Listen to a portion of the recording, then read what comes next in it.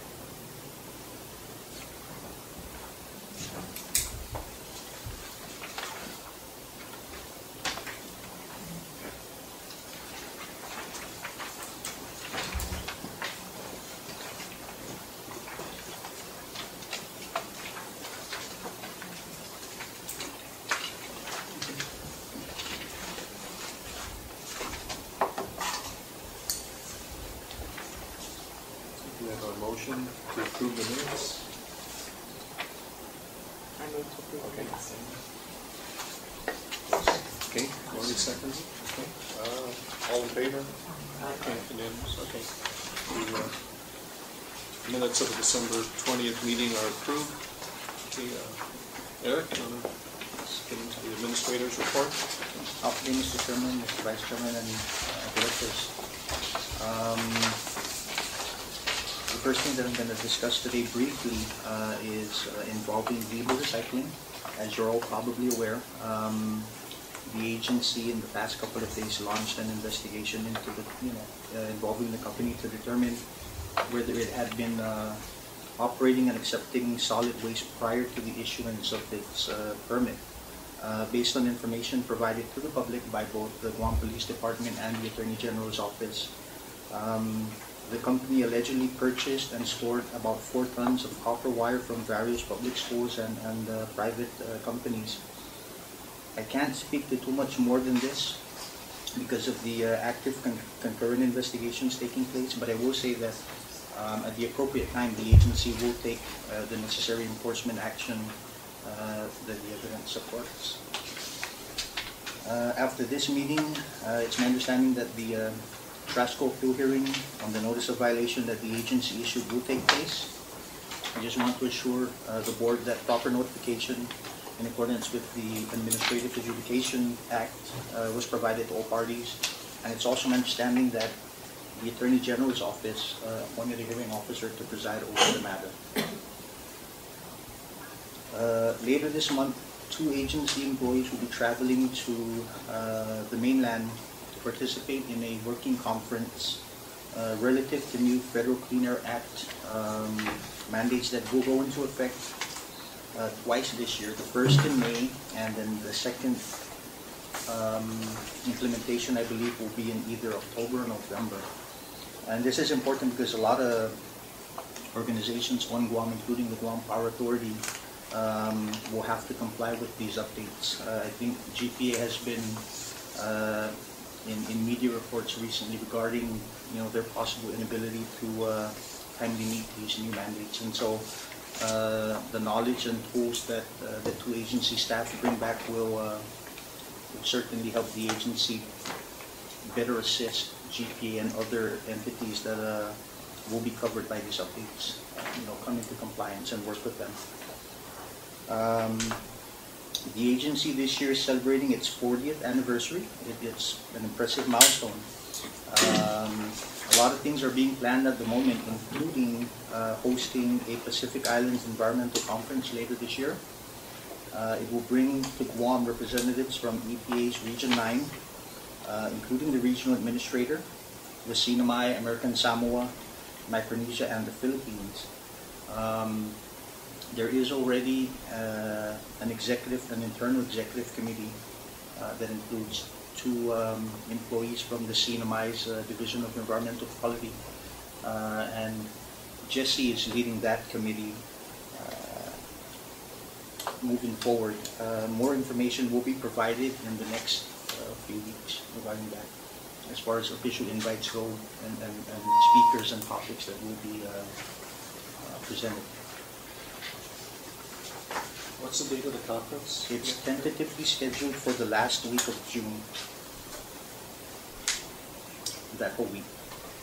It'll be a 3-day conference with 1 or 2 days of a pre-conference.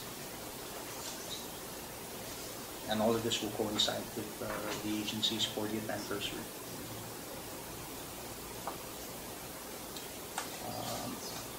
I'm going to move into the financials.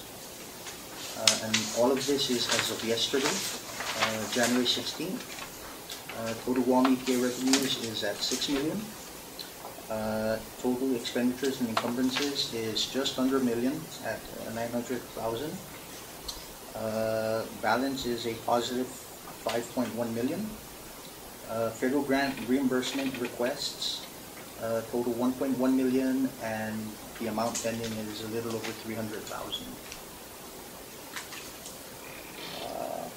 Tammy, our awesome PIO, is actively putting together the agency's 2012 annual report. We are hoping to distribute that to the community and to anyone else that's interested in obtaining a copy by early next month. And with that, I will segue over to Tammy, who will provide a report on another project that she's working on. We just wanted to let the board know that we will be putting board meetings online, and so I'm going to show you just really quick. This is our YouTube channel for Guam EPA, and what I do is I put the video on my computer and I edit it, and I can show you really quick. Sorry. So, and the goal for this is so anybody anywhere can watch the board meetings and how they progress. And what we do is when you're speaking, we put a little title up there that says your name.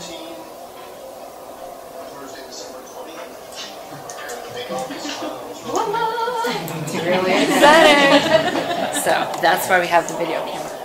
And that's it. Thanks, Happy. Okay, and with that, I'll hand it over to Happy for her report. Good afternoon, folks. We are heading to hearing, as you know, next Tuesday on the GRP landfill permit application case. This evening we're heading to a hearing on the trash girl case.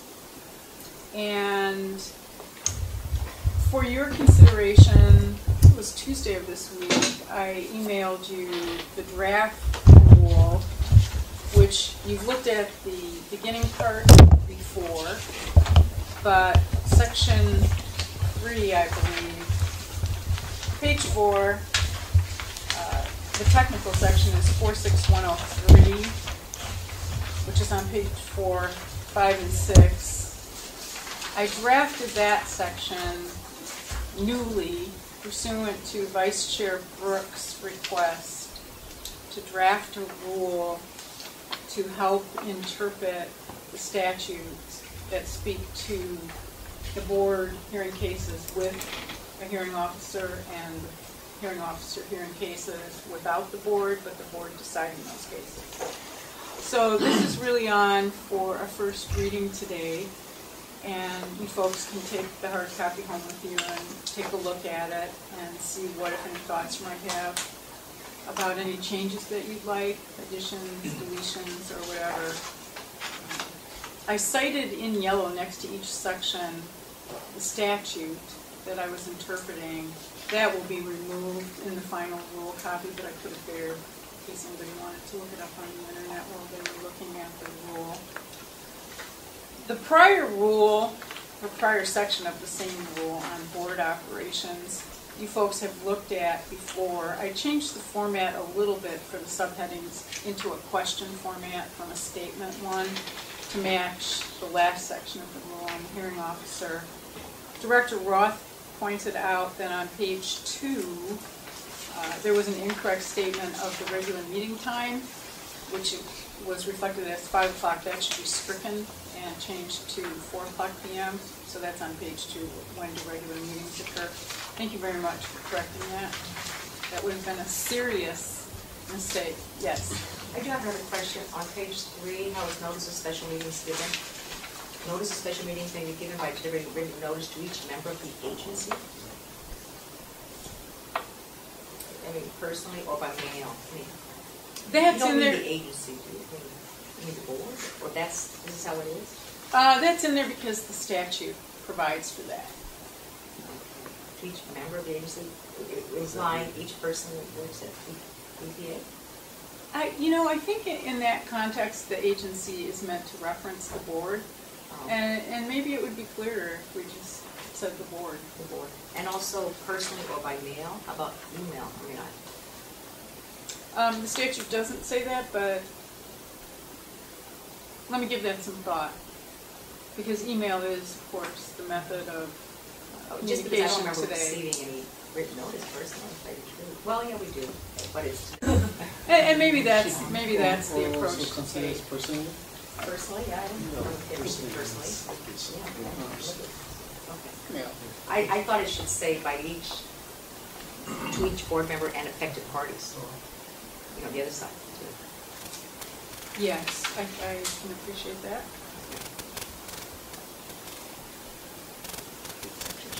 They actually do get a separate special notice of hearing, but we can reflect in here that the affected parties will receive notice. Under the administrative adjudication law, they're required to get a separate notice. If you have a question on letter G about who may vote on the decision, Thank you for those thoughts. Yes. it's only board members who hear all the evidence, including any additional evidence, may vote in the decision. Can you tell me what page you're on? Page 6. Oh, thank you. Yeah, letter G.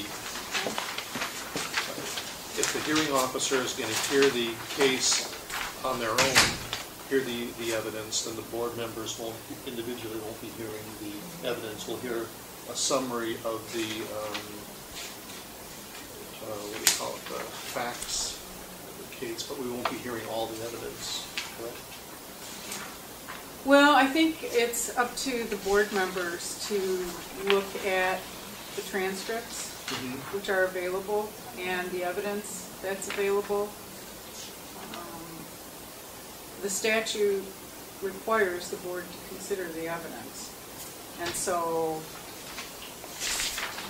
I think the intent of the statute is that board members who are not present at a hearing and where the board is hearing the case cannot vote on the case. But I think that the intent of the statute is that the board members must consider the evidence. It doesn't mean that, I think that you're construing the word here literally, when I surmise that the intent of the statute means consider. Or say that you hear all the evidence or findings of fact. I don't feel free to take the liberty of changing the statute. I don't think Oh. that I have the authority to do that. I'm just a little lawyer. The legislature passes the laws, so I'm a little reluctant to make any significant changes that I think would alter what the statute says. My advice would be in interpreting the statute that the intent is that only boards who consider all the evidence can vote. I kind of agree with Bob that it's a little misleading. I don't want to have to come back at some point on an appeal and have this put in our face after we give it to a hearing officer.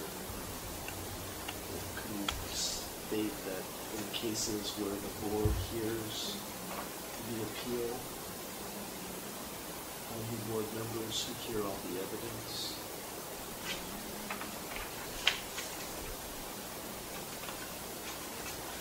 Because if we're going to allow a hearing officer to hear the evidence, then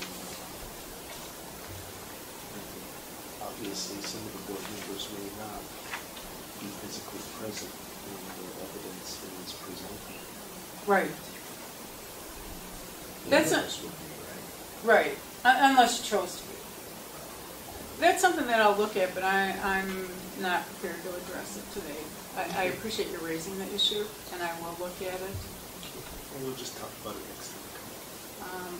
Probably the month or two after that, because I'm entering a couple-week trial, so I don't think I'll be working on the rules for a while. But thank you for raising that.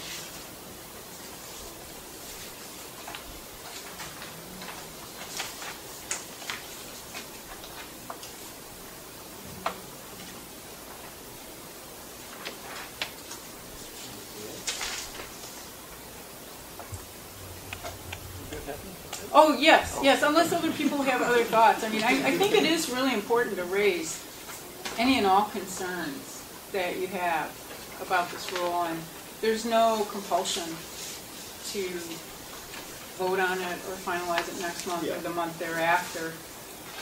And food for thought is really good because we will get a better rule in the end, the more questions that are raised. So I really do appreciate those questions, and they are food for thought. So I'll see what I can find through research and through discussing it with other lawyers in the office, and hopefully have some answers for you down the road. Any other thoughts? Okay, page 5, number 82. Where it says the board may reduce proposed penalty, how about we can't increase it? You know, it's really interesting that you would raise that, because I did look at that as an issue when I was drafting this with regard to another case where I felt like the penalty should be higher than the one that was imposed, and I was very curious to know if you had the authority to raise it, because I would recommend that in the other case. But this is how it's stated. That's how it's stated in the statute, and so to my chagrin, you and I are stuck with that provision. Then number 3, if the decision is not adopted as provided, each party gets a copy of it? That's what the statute says.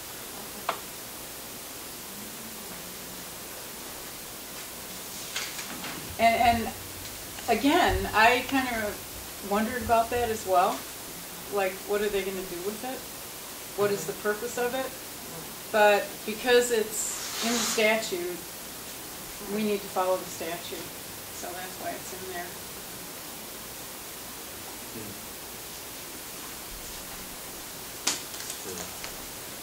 This maybe because it's paid for. Whether it's being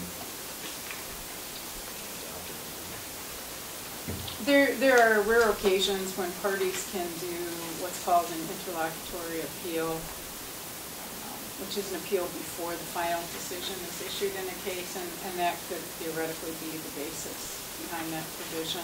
It would be exceedingly rare in an administrative law hearing for an interlocutory appeal to occur, but maybe that's the reason.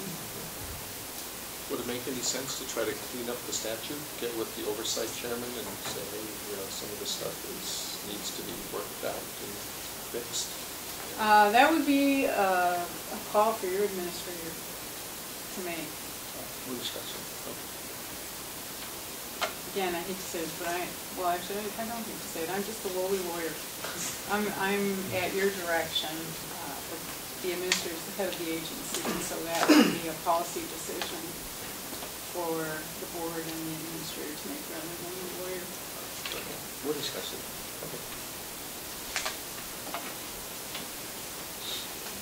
So, any other thoughts? Please, don't be shy.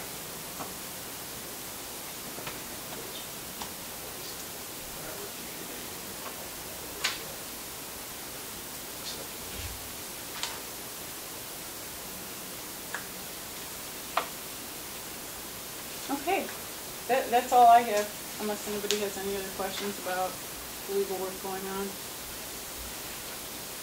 Address quorum, or is that addressed elsewhere? Pardon me? Addressing a quorum, or is that addressed elsewhere?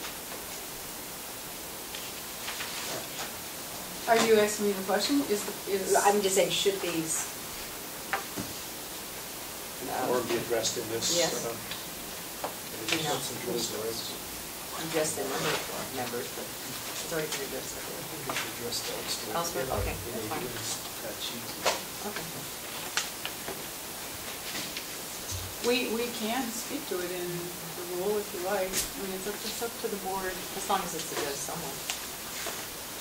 If it's already addressed someone, it's fine. Okay.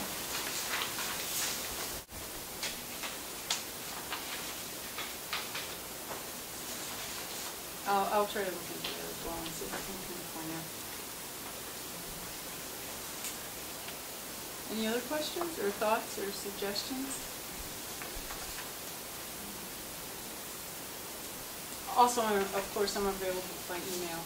If folks think about things after today, you're more than welcome to email them to me. And as I indicated in the email when I sent this out, I will always share with the entire board any suggestions that are made individually to me. Well, Kathy, on page 1, letter A, the Board of Directors, it says a chairman is elected from among the members. There used to be a chairman and a vice chairman. We can put that in there. The statute doesn't provide for it, but at the same time, it doesn't preclude it. So if that's how the board process usually goes, and I don't know because I haven't been here long enough, but if that's how the process goes and we'd like to put that in there, again, I don't think anything precludes it. So we can do that. Thank you.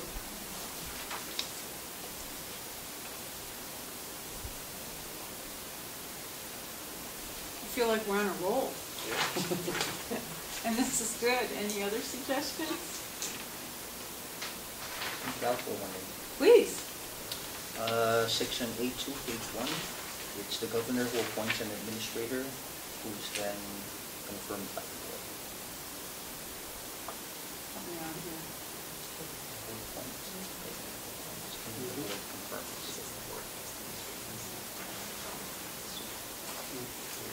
I need to check this.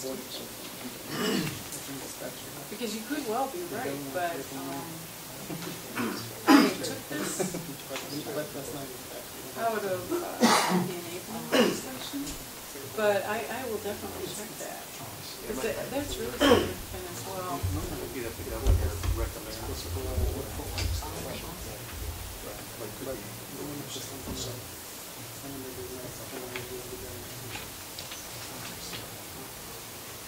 That's a really interesting question.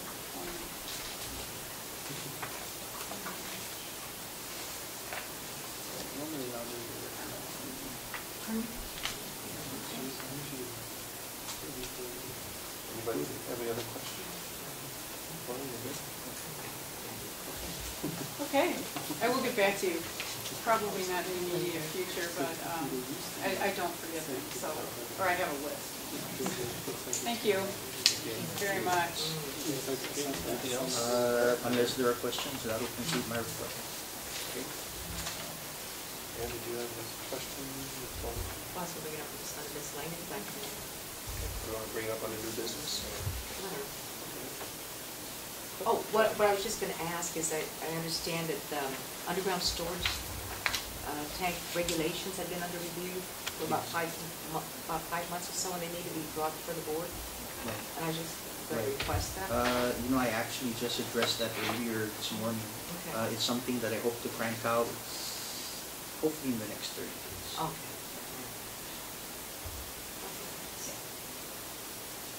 Thank you. You're welcome. So maybe at the next board meeting, we can put that on the agenda for discussion. That's very likely.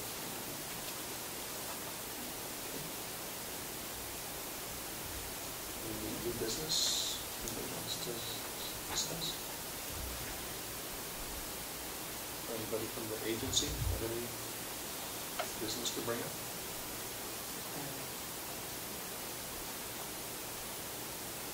Maria?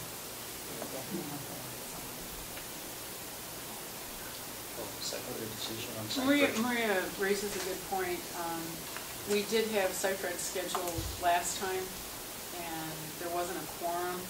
And the purpose of the scheduling of the matter would be for the board to review the board's hearing officer's draft decision, which the board instructed the hearing officer to prepare, and then have that finalized and entered to finally resolve the case.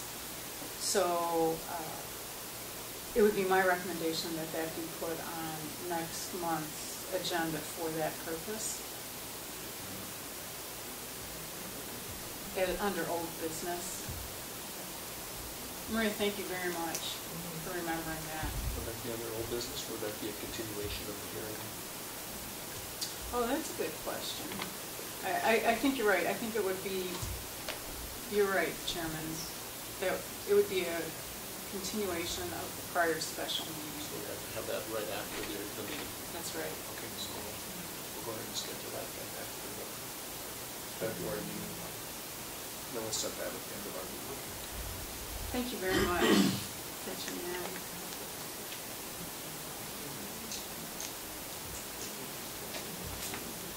Okay, so anything else anyone wants to bring up or discuss? Okay. Well, let's set the next meeting then. So it'll be February, third Thursday.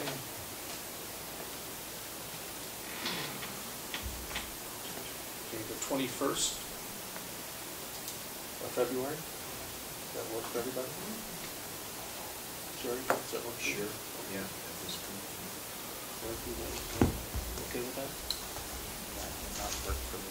Oh, But whoever's the acting It's still over this one. okay. Happy? Your schedule is, okay. I expect so. Okay. Thank you. Okay, so let's schedule it for the 21st of February at 4 o'clock to be followed by the Seifert continuation of their appeal. Be followed at 5 o'clock. Is that sound okay to you guys?